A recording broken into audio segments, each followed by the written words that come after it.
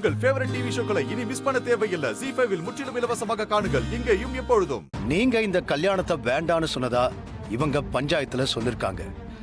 அது உண்மையா? ஆமா, நான் தான் இந்த கல்யாணம் வேண்டான்னு சொன்னேன். கொடுத்த வாக்க மீறிட்டாங்க அப்படின்னு எங்க அண்ணனுக்கு தண்டனை கொடுத்தீங்க. இப்ப உங்களுக்கு என்னங்க தண்டனை கொடுக்கலாம்? சிவா, முதல்ல அவங்க பக்க விளக்கத்தை சொல்லட்டும். நீங்க சொல்லுங்க. உங்க குடும்பத்துல சம்பந்தம் பண்றதுக்காக தான் நான் பொண்ணு கொடுக்கவே வந்தேன். ஏன்னா இந்த ஊருக்குள்ள ரொம்ப கௌரவமான குடும்பம் வேற, வசதியான இடமும் கூட.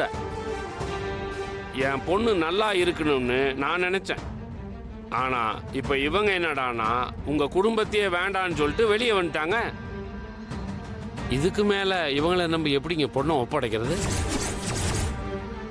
முதல்ல இவங்களுக்குன்னு வீடுன்னு ஒண்ணு இருக்கா? என் பொண்ணை கட்டி கொடுத்தா இவங்க கூட்டிட்டு போய் நடுத்தருவில் தான் நிக்க வைப்பாங்க. பொண்ணை பெத்தவங்க நாங்க. அவ போற வீட்டுல நல்லபடியா வாழணும்னு எங்களுக்கு ஆசை இருக்காதா? நீங்களே சொல்லுங்க, இவங்களுக்குன்னு சொல்லிக்கிற மாதிரி என்ன ஆஸ்தி இருக்கு? அத கூட விடுங்க. மாப்பிள்ளை பையனுக்கு ஒரு நிரந்தரமான வேலை இருக்கா? இப்படி ஒண்ணுமில்லாதவங்களுக்கு என் பொண்ணை கட்டி கொடுத்துட்டு அவ வாழ்க்கை ஃபுல்லா கஷ்டப்படுறத என்னால பாத்துக்கிட்டு இருக்க முடியுமா? நீங்களே சொல்லுங்க. சீக்கிரம் இந்த கல்யாணத்தை வேண்டான்னு சொன்னாதான் நாம நினைச்சது நடக்கும். தம்பி, நீங்க என்ன நினைச்சீங்க? ஏதோ நினைச்சேன். வளவளன்னு பேசாம சீக்கிரம் இந்த பஞ்சாயத்தை முடிச்சா சரி. இப்ப என் பொண்ணு வீட்டை விட்டு போயிட்டா அவ என் பொண்ணு இல்லைன்னு ஆயிடுமா? ரத்த உறவு அப்படிலாம் ஒன்னும் அருந்து போயிடாது. மா, உறவெல்லாம் இருக்கட்டும், ஆனா அவங்க கிட்ட வரவுன்னு என்ன இருக்கு? இத்தனை வருஷமா அவங்க 3 பேரையும் உங்க குடும்பம் தானே பாத்துக்கிட்டு இருக்கு. அவங்க தங்கறதுக்குன்னு ஒரு வீடு கூட இல்லாம இருக்காங்க. என்னோட வசதிக்கும் தகுதிக்கும் ஏன் அளவுக்கு இல்லைனாலும் குறைஞ்சது வீடு வாசல் இருக்கிறவங்களையாவது நம்பித்தானே என் பொண்ணை கட்டி கொடுக்க முடியும். தோ ரகுராமையா அவரோட பொண்ணுக்கு பசுபதியோட பையனை பேசியிருக்காரு. அவங்க வசதியான இடம். அதே அவங்களுக்கு நிலபலம் சொத்து சோகன் எதுவுமே இல்லாம இருந்தா இவரு பொண்ணை கொடுத்துருவாரா?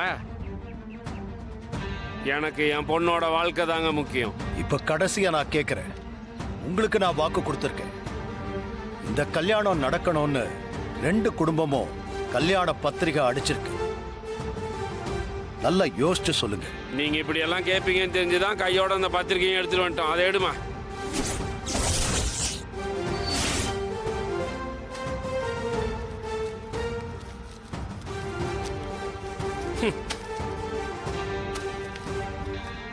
இனிமே யார் சொன்னாலும் இந்த கல்யாணம் நடக்காது. இதுதான் என்னோட முடிவு.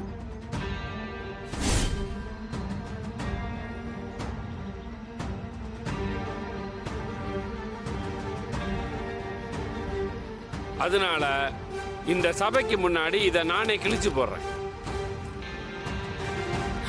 ஐயோ,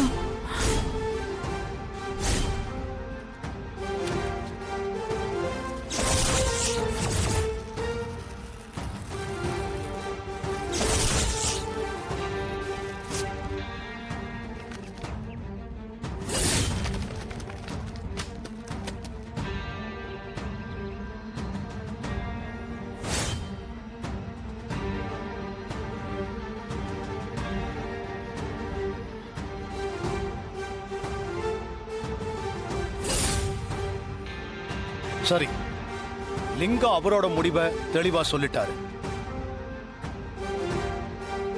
அவருக்கு எங்க வீட்டு பையனை கல்யாணம் பண்ணி கொடுப்பேன்னு நான் வாக்கு கொடுத்தேன்.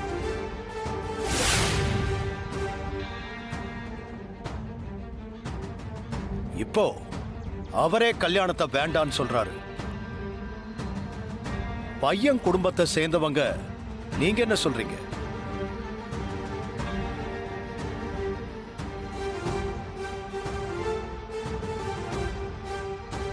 எல்லாருமே விட்டுட்டு போயிட்டாங்கல்ல. யாரை நம்பணும் யாரை நம்ப கூடாதுன்னு உனக்கு இப்ப புரியுதா? அந்த லிங்கத்தை நம்பி போனோம். இப்ப பாரு, நம்மள நடுத்தெருவுல விட்டுட்டான். அப்பா, இதுக்கு தான் நான் ஆரம்பத்திலே சொன்னேன் இந்த கல்யாணம்லாம் வேண்டான்னு. யாரும் என் பேச்சே கேட்கல. அந்த லிங்கம் நம்ம கூட சம்பந்தம் வச்சுக்கலாம்னு நினைச்சதே சொத்துக்காகத்தான் இப்போவாது புரிஞ்சிருச்சு இல்ல? இது புரியாம அவங்கள நம்பி நாமளும் வெளியில வந்துட்டோம். இங்க பாருங்க, நான் செஞ்ச தப்புக்கு என்ன மாமா வெளியே அனுப்புறது நியாயம்தான். ஆனா நீங்க 2 பேரும் அவசரப்பட்டு வெளியே வந்துடக் கூடாது.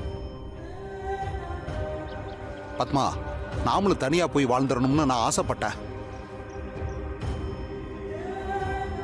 ஆனா அந்த லிங்கம் சரியான பாடத்தை நமக்கு உணர்த்திட்டான்.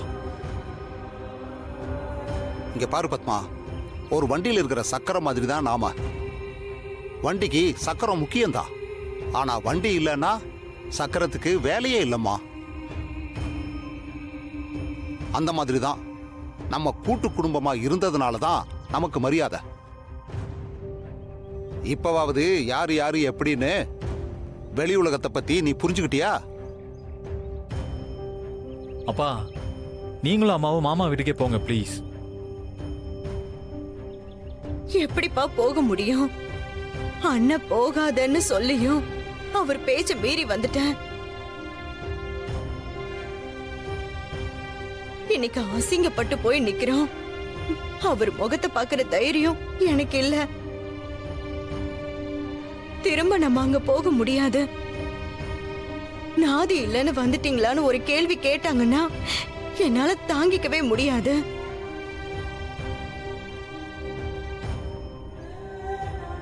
ஆமாம்மா, அப்படி வீட்டுக்கு வரதா இருந்தா அவங்களே கூப்பிட்டுருப்பாங்கல்ல. எதுவும் சொல்லாம போயிட்டாங்க. ஒருவேளை நாம அங்க வர்றதுல அவங்களுக்கு விருப்பம் இல்லையோ என்னமோ. சாருவோட வீட்டை முழுசா நம்பினங்க. அதான் அந்த நம்பிக்கையை ஓலையோட கிழிச்சு போட்டாச்சே.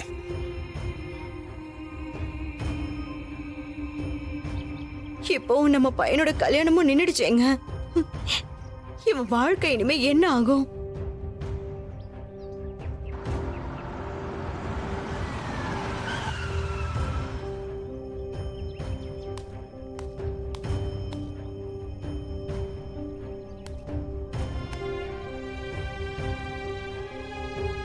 என்ன இங்க நின்னுட்டு இருக்கீங்க?